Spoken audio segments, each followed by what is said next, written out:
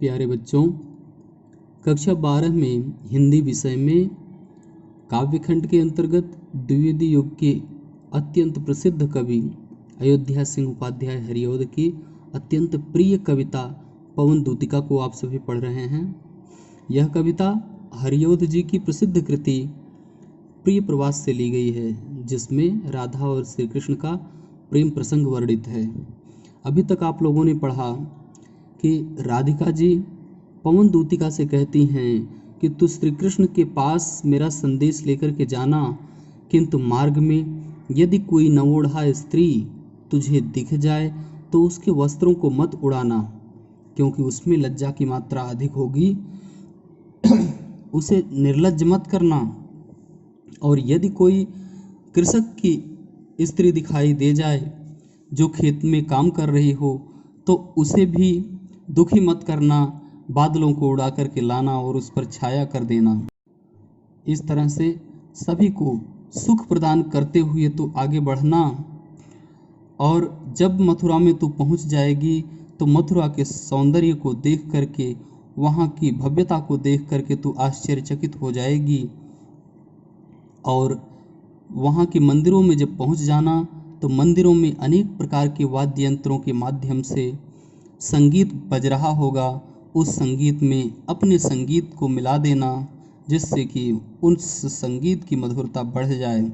और जब तू जाकर के मेरे प्रियतम श्री कृष्ण से मिलेगी तो उन्हें भी देख करके बहुत आश्चर्यचकित हो जाएगी, क्योंकि उनकी सुंदरता अतीव है। वे इंदिवर पुष्प के समान दिखाई देते हैं, अर्थात नीले कमल के पुष्प के समान दिखाई देते हैं, और पीला वस्त्र धारण करते हैं जो उनके शरीर के सौंदर्य को और अधिक बढ़ा देता है। और उनके मुखमंडल पर बाल की लटें लटकती रहती हैं जो उनके मुखमंडल के सौंदर्य को और अधिक बढ़ा देती हैं। अब आइए इससे आगे 13वां पद हम देखते हैं। इन पंक्तियों में राधिका जी ने अपने प्रियतम श्री कृष्ण के स्वरूप का वर्णन किया है कि किस प्रकार से तुम उन्हें पहचान पाओगी, उनका स्वरूप कैसा है, उनकी रूपरेखा क्या है, इसका वर्णन करती हैं। तो कहती हैं, सांचे ढाला सकल वपु है दिव्य सौंदर्यशाली। मेरे प्रियतम श्री कृष्ण जी का शरीर तुम्हें ऐसा दिखेगा कि जैसे सांचे में ढला हुआ है, अर्थात उनके शरीर के अंग जितने बड़े छोटे होने चाहिए उतने ही बड़े हैं, बहुत ही अच्छी आकृति में हैं। और मेरे प्रियतम का सौंदर्य अद्भुत है, सतपुष्पों से सुरभि उनकी प्राण संपोषिका है। और इतना ही नहीं, जब मेरे प्रियतम सांस लेते हैं, श्वासोच्छ्वास क्रिया करते हैं, तो उनके शरीर के अंदर जो प्राणों को संपोषण प्रदान करने वाली वायु जाती है, अंदर प्रवेश करती है, वह वायु भी जब बाहर निकलती है तो पुष्पों की सुगंधि को धारण किए हुए बाहर निकलती है, अर्थात बहुत ही सुगंधित वायु प्रतीत होती है जो वायु उनके शरीर से बाहर निकलती है मुखमंडल के द्वारा। दोनों कंधे वृषभ वर्षे हैं बड़े ही सजीले। श्री कृष्ण जी के दोनों कंधे इस प्रकार से दिखाई देते हैं जैसे कि कोई वृषभ अर्थात बैल का, वर माने श्रेष्ठ, बहुत ही श्रेष्ठ, बहुत ही उत्तम नस्ल का जो बैल होता है, उसके कंधे जिस प्रकार से बड़े ही सजीले दिखाई देते हैं, उसी प्रकार से मेरे प्रियतम श्री कृष्ण जी के दोनों कंधे दिखाई देते हैं, बहुत ही सुंदर सजीले दिखाई देते हैं। लंबी बाहें कलभकर्षी शक्ति की पेटिका हैं, और श्री कृष्ण जी की लंबी भुजाएं, श्री कृष्ण जी की भुजाएं घुटनों तक लंबी थीं, इसलिए श्री कृष्ण जी को अजानुबाहु कहा जाता था। इसी प्रकार से श्री रामचंद्र जी और विष्णु जी की भुजाएं भी घुटनों तक लंबी थी, जिसके कारण उनको भी अजानुबाहु कहा जाता था।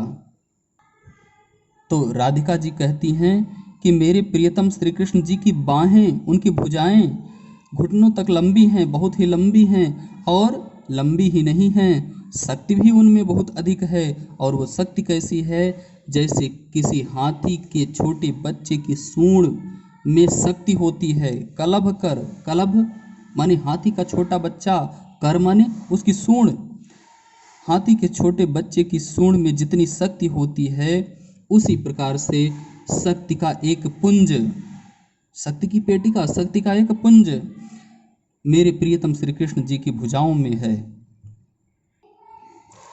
राजाओं सा सिर पर लसा दिव्य आपीड़ होगा।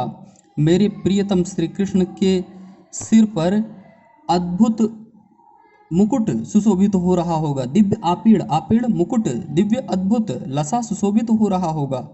मेरे प्रियतम श्री कृष्ण जी के सिर पर राजाओं के समान बहुत ही अद्भुत मुकुट सुशोभित हो रहा होगा। शोभा होगी उभय श्रुति में स्वर्ण के कुंडलों की, और मेरे प्रियतम श्री कृष्ण जी के उभय श्रुति दोनों कानों में सोने के कुंडल लटक रहे होंगे, जो कि उनके मुखमंडल के सौंदर्य को और अधिक बढ़ा रहे होंगे। नाना रत्ना कलित भुज में मंजू के यूर होंगे, और अनेक प्रकार के रत्नों से जड़े हुए केयूर अर्थात बाजूबंद उनकी भुजाओं में बंधे हुए होंगे। मोती माला लसित उनका कम्बुसा कंठ होगा, और उनका कम्बु माने शंख, शंख के समान मेरे प्रियतम श्री कृष्ण जी का गला है। बहुत ही सुंदर, बड़ा ही सुडौल दिखता है, और उसमें मोतियों की माला लसी हुई होगी, मोतियों की माला लटक रही होगी। इस प्रकार से तुम उन्हें पहचान सकती हो। इस सौंदर्य से तुम उन्हें बड़ी ही सरलता से पहचान सकती हो। अब आगे के पदों में राधिका जी उस वायु से कहती हैं कि तुझ में बोलने की क्षमता तो है नहीं, तेरे अंदर वाणी जैसी शक्ति तो है ही नहीं, फिर तो कैसे मेरे संदेश को श्री कृष्ण तक पहुंचाएगी। तो राधिका जी तरीका बताती हैं पवन को कि किस प्रकार से मेरे संदेश को तू जाकर के श्री कृष्ण से कह सकती है। तो क्या कहती हैं कि तेरे में है न यह गुण जो तू व्यथाएं सुनाए।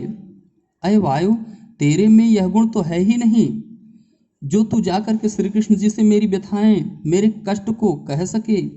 व्यापारों को प्रखरमति और युक्तियों से चलाना, इसलिए अपने व्यापारों, अपने समस्त कार्यों को प्रखर मति, तीव्र बुद्धि और युक्तियों, अनेक प्रकार के उपायों से चलाना, अर्थात जितने भी कार्य करना वो अपनी तीव्र बुद्धि का उपयोग करके और अनेक प्रकार के तरीकों का उपयोग करके अपने कार्यों को संपादित करना। बैठे जो हों निज सदन में मेघ सी कांति वाले, इसके लिए करना क्या है कि यदि निज सदन माने अपने घर में मेघ सी कांति, बादल के समान सौंदर्य वाले मेरे प्रियतम श्री कृष्ण यदि बैठे हुए हों घर में, तो चित्रों को इस भवन में ध्यान से देख जाना। तो अय वायु, उसी गृह में प्रवेश करना और उस गृह में जितने भी चित्र लगे हुए हों उन चित्रों को भली भांति बहुत ध्यान पूर्वक देख लेना। फिर क्या करना कि जो चित्रों में विरह विधुरा का मिले चित्र कोई, और उन सभी चित्रों में कोई चित्र यदि तुम्हें ऐसा दिखाई दे जाए जिसमें कोई विरह से व्याकुल स्त्री दिखाई दे, विरह विधुरा, विरह से व्याकुल कोई स्त्री तुम्हें दिखाई दे जाए, उसका चित्र बना हुआ दिखाई दे, तो जाके निकट उसको भाव से यों हिलाना। तो उस चित्र के पास पहुंच जाना और उसे बड़े ही भाव से हिलाना। जैसे कि आप लोगों ने ऑटो रिक्शा या किसी अन्य वाहन में पीछे की तरफ देखा होगा, एक चित्र बना रहता है जिसमें एक महिला बहुत ही व्यथित बैठी होती है और उसमें लिखा होता है कि तुम कब आओगे। तो इसी प्रकार का यदि कोई चित्र दिखाई दे जाए तो उसके पास पहुंच जाना ऐ वायु, और उस चित्र को हिलाना, प्यारे हो के चकित जिससे चित्र की ओर देखें, जिससे मेरे प्रियतम श्री कृष्ण जी आश्चर्यचकित होकर के उस चित्र की तरफ देखने लगें। आशा है यूँ सूरत उनको हो सकेगी हमारी। मैं आशा करती हूँ कि इस प्रकार से जब तुम उन चित्रों को हिलाओगी तो मेरे प्रियतम श्री कृष्ण जी को मेरी याद आ जाएगी। सूरती याद, उनको मेरी याद आ जाएगी कि इसी प्रकार से, जिस प्रकार से इस चित्र में यह महिला वियोग व्यथा में व्याकुल बैठी हुई है, इसी प्रकार से मेरे प्रेम में कोई राधिका नाम की बालिका बहुत ही व्याकुल कहीं पर मेरा इंतजार कर रही है, मेरी प्रतीक्षा कर रही है।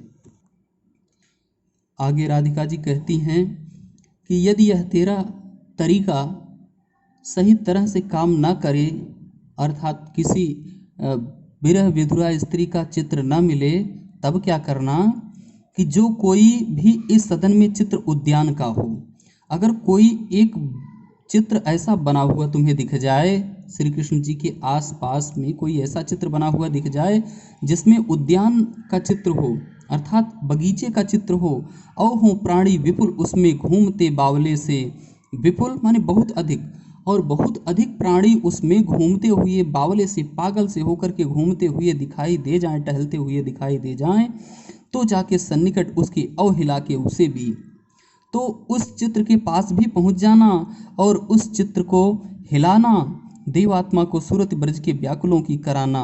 इस प्रकार से श्री कृष्ण जी को याद दिला देना कि जिस प्रकार से इस चित्र में अनेक प्राणी व्याकुल विहार कर रहे हैं, गोकुल में आपके लिए भी सभी वहाँ के ग्वाल बाले जितने भी प्राणी हैं सभी व्याकुल हैं।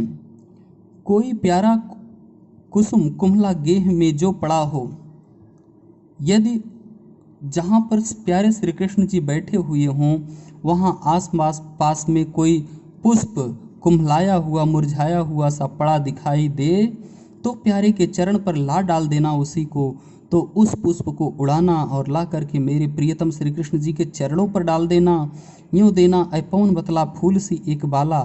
इस प्रकार से ऐ वायु तू श्री कृष्ण जी को क्या संदेश दे देगी, उन्हें यह संदेश दे देगी कि जिस प्रकार से यह पुष्प कुम्हलाया हुआ मुरझाया हुआ पड़ा है, उसी प्रकार से फूल के समान ही एक बालिका जिसका नाम राधा है, मलाना हो कमल पग को चूमना चाहती है, वो मलाना हो गई है, अर्थात मुरझाई मूर्छित सी हो गई है आपके विरह में, आपके वियोग में, कमल पग को चूमना चाहती है और आपके कमल के समान चरणों को बार बार चूमना चाहती है। यदि आपके कमलवत चरणों को वह चूम लेगी तो उसका समस्त दुख नष्ट हो जाएगा। बच्चों, आइए अब हम इसके काव्य सौंदर्य की बात करते हैं। तो इन सभी पदों में मंदाक्रांता छंद का प्रयोग किया गया है, जो कि एक वर्णित छंद है, और समस्त काव्य यह खड़ी बोली में लिखा गया है, जो कि प्रिय प्रवास से लिया गया है, और शैली प्रबंधात्मक है।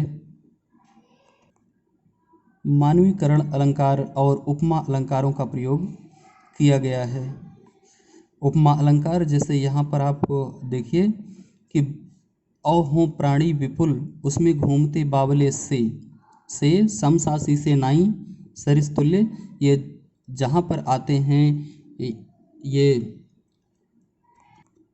वाचक शब्द, वहाँ पर उपमा अलंकार होता है। तो यहाँ पर उपमा अलंकार है, और पवन को दूत का रूप बना दिया गया है, इसलिए यहाँ पर मानवीकरण अलंकार भी है। सभी पदों में विप्रलम्भ श्रृंगार रस की छटा व्याप्त